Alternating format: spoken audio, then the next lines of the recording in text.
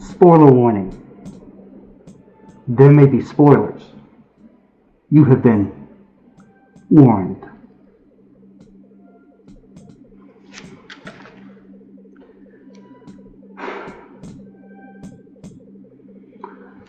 Here I am in a kitchen, much like kitchens anywhere.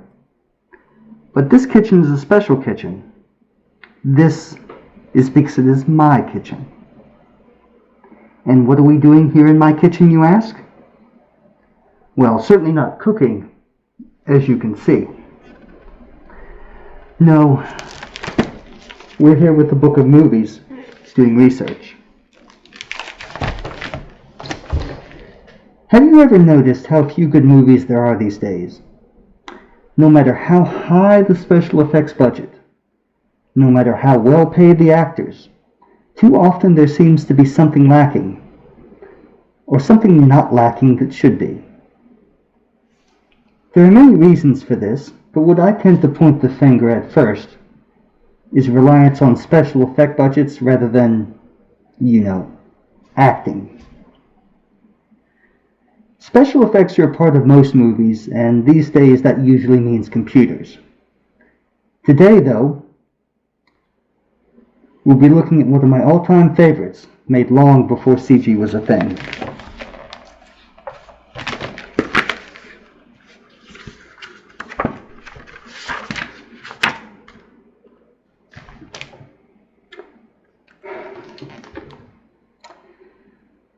Director Wolfgang Petersen's 1981 World War II drama Dust Boat was nominated for 6 Academy Awards, a mission impossible for any foreign film. Capturing its authentic claustrophobic detail, the sights, and most notably the sounds of underwater warfare, the film sidelines issues of nationalism to focus on the dangerous task of manning a submarine in war-torn waters. Following a single mission to hunt down Allied ships and so forth.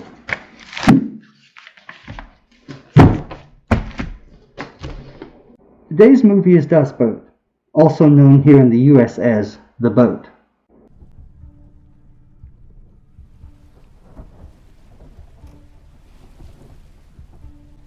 No, that's the wrong The Boat. Who put in these clips anyway? That's better. Originally a miniseries made for West German television, Dust Boat, not to be confused with Dust Boat the TV series, comes in 3 flavors.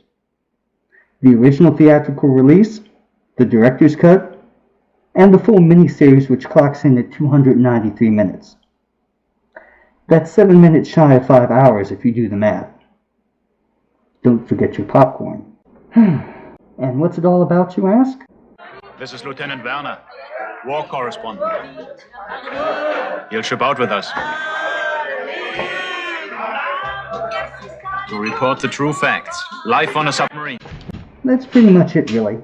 Though the story is a work of fiction, and U-96 is depicted as a fictional submarine, it is nevertheless representative of actual events. In other words, none of this stuff actually happened as depicted, but it's all the sort of stuff that did happen. This may be because the book upon which the movie was based was written by an actual war correspondent who actually was attached to a submarine, and was lucky enough to survive the war. First time on a U-boat? Yes. First time out. Very exciting. Have you made your will? My what? 13 boats down last month. Reported missing with all men on board. Very exciting, huh? Horribly expensive for its time, to the tune of $14 million, the movie does an excellent job at depicting the claustrophobic confines of U-96. The monotony of spending months in a 165-foot-long tube with 50 other men, and many of the harsher realities of submarine warfare. It has been said that German submariners could get away with things that would get other branches of the service, especially under the Nazis, shot. If you pay close attention, you may find out why. Of course, if you think about it, there's another lesson here. A lesson about heroes and duty. They need heroes. And they are not too particular.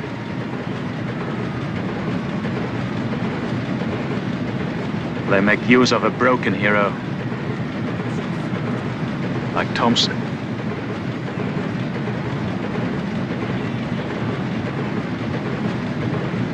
Or a dead hero. Like Couch.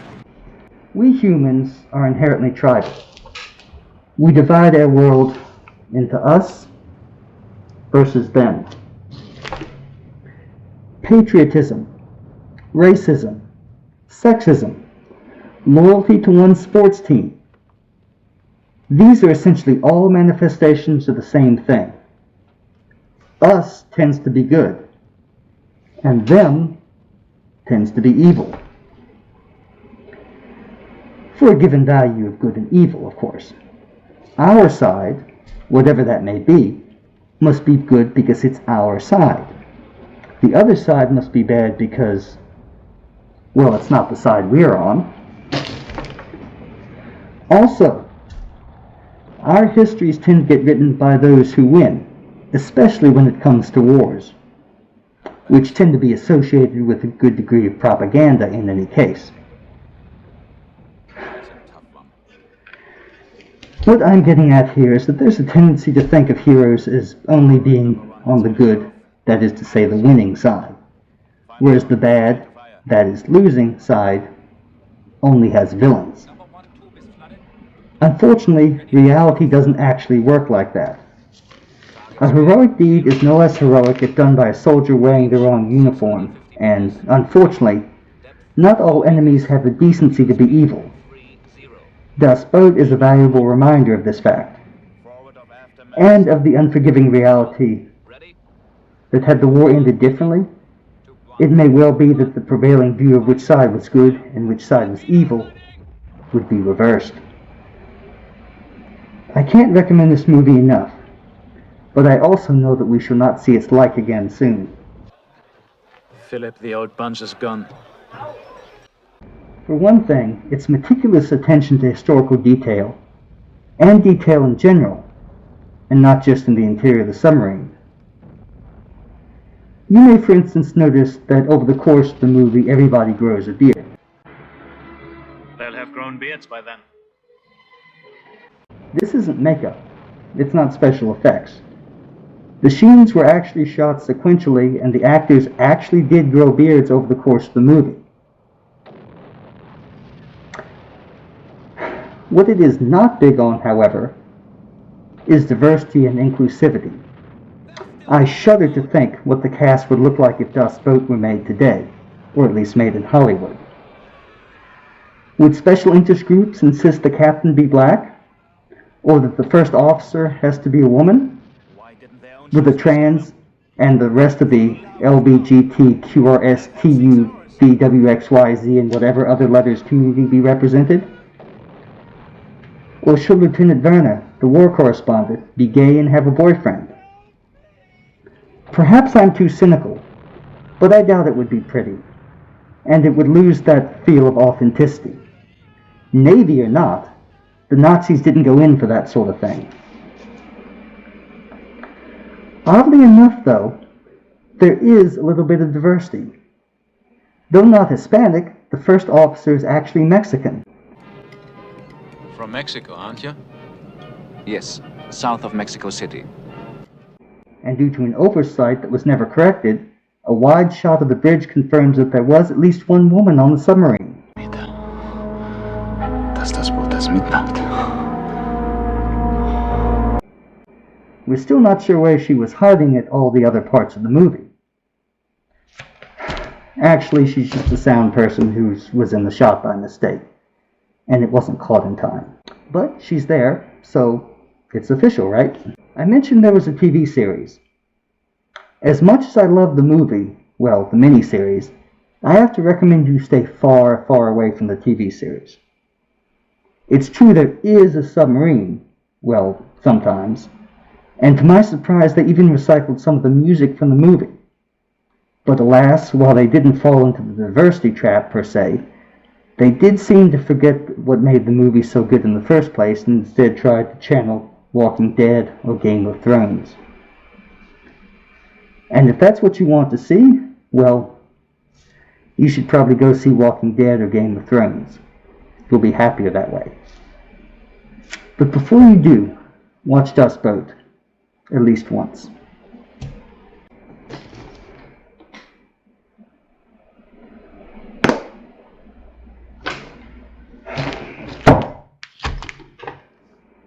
Have you ever noticed that the better submarine movies tend to be sad?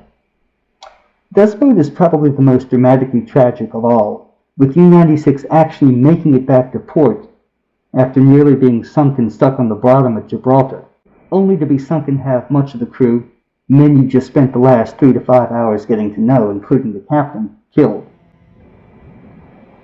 But Dust Boat isn't alone in this. In K-97, starring Harrison Ford, which is also based on an actual event, and much more literally so, the K-97 was an actual submarine that suffered a reactor accident, much of the crew dies from radiation. And on the beach, on the other hand, everyone dies from radiation. Or suicide. Literally everyone. Let's just say, dear God, or whoever, if you're out there now, and you're with us, we hope there's been a point to this, and we ask that all the lives that have ever been lived have not been lived in vain. That'd be too cruel a joke.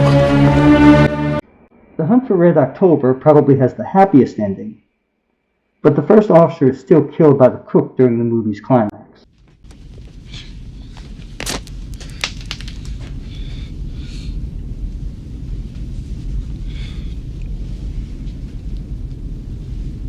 I would like to have seen Montana.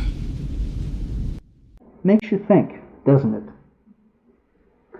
So here's a joke to lighten things up. What's long and hard and full of semen? Alright, it was easy enough to guess since we're talking about submarines here. Of course, it's a submarine. But try it on your friends, presuming you have actual friends and not just people you talk to on social media.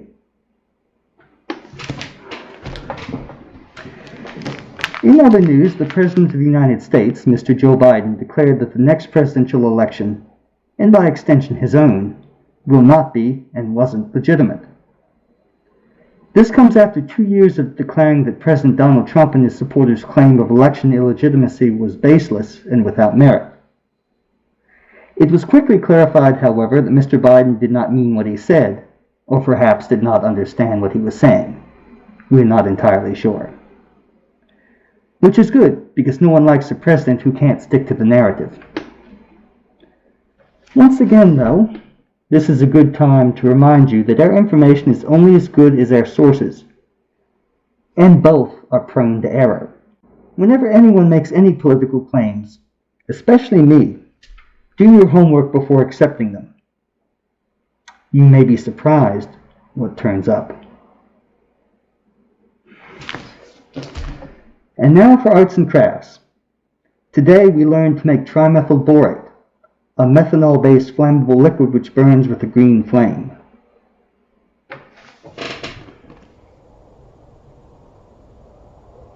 Good evening. Tonight we will be making a substance known as trimethylborate. It's a clear liquid that burns with a greenish flame. Doesn't produce very much light, but it's great for Halloween and can be burned in oil lamps and tiki candles.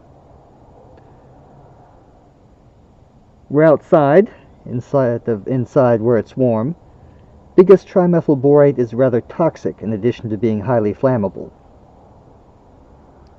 You only need 2 ingredients: The first is methyl alcohol, which can be found in this product. This is 99% methyl. You do not want to get it on your hands if you can avoid it.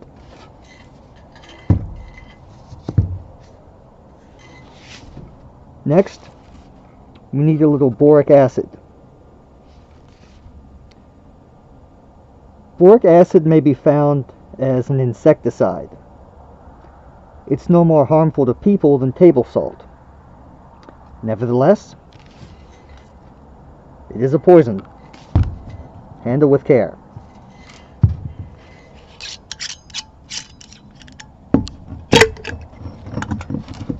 There are probably proper ratios and whatnot, but for air purposes, it's sufficient simply to mix the two.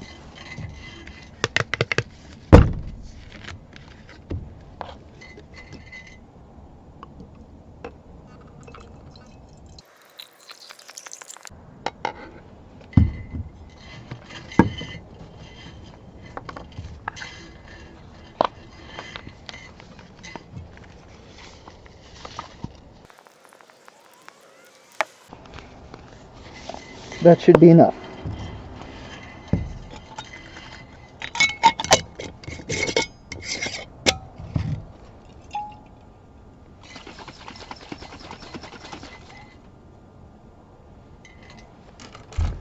As you can see, the liquid is still clear, but you don't want to drink it.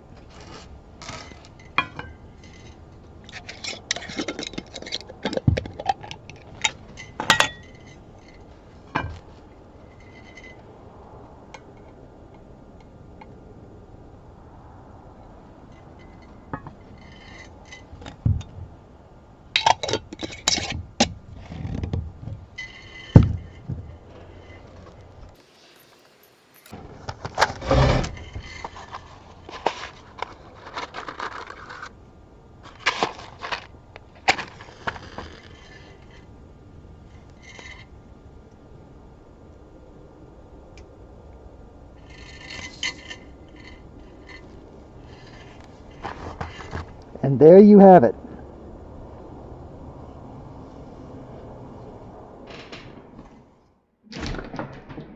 And that's all for our show today. Don't forget to hit that like button, share, and subscribe. You never know what crazy things I might say.